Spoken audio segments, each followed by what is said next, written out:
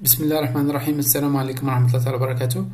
راح نشرح لكم كيفاش قمت بإدراج البوابة الوطنية في منصة تكوين، تسجيل، وكذلك اللوجين.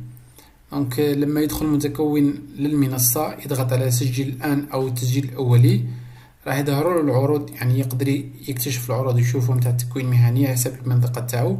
لكن لما يضغط على سجل هنا راح يطلب منه الولوج إلى الحساب الخاص به في البوابة. عند الضغط على تسجيل الدخول راح يتم توجيهه إلى البوابة، يدخل اسم المستخدم، رقم الهاتف البريد أو رقم تعريف وطني وكلمة السر اللي يسجل بها، أو يضغط على إنشاء حساب ويسجل. على سبيل المثال راح ندخل بحسابي الخاص، نضغط على تسجيل الدخول، راح يرجعني مباشرة لمنصة تكوين. دونك في الحالة هذه المتكون هذا مسجل في 3 حسابات متعددة، يقدر يخير أحد الحسابات ويدخل ليها. على سبيل المثال دخلنا بالحساب الأول اللي مسجل فيه، يمكن المتكون يسجل فيه عدة حسابات، ليس حساب واحد، قصدي عدة تخصصات.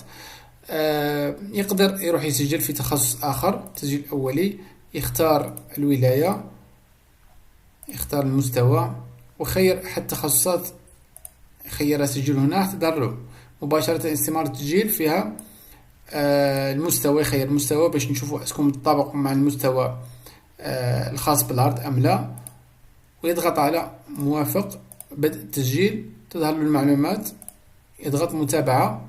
مباشرة هنا راح يقوم برفع الصورة، إذا كان نمط التمهين يرفع على عقد التمهين، يواصل التسجيلات. هنا خلاص هو انشأ حساب، مبقى له غير يكمل الحساب تاعو بشهادة الدراسية وعقد التمهين وإلى آخره حسب النمط وحسب التخصص. هذه الحالة الأولى. أما الحالة الثانية، إذا حاول يسجل الدخول هو مش مسجل من قبل، راح يضغط على حسابي ويلج من خلال المنصة بنفس الطريقة اللي شرحناها. كما تلاحظوا هذا المتكون ما عندوش حساب، راح يضغط له هنا من أجل التسجيل.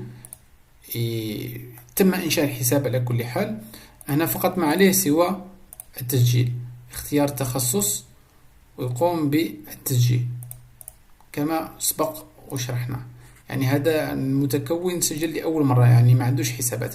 إذا كان عنده حسابات من قبل راح تظهر له الحسابات كما عرضناها من قبل. شكرا والسلام عليكم ورحمة الله وبركاته.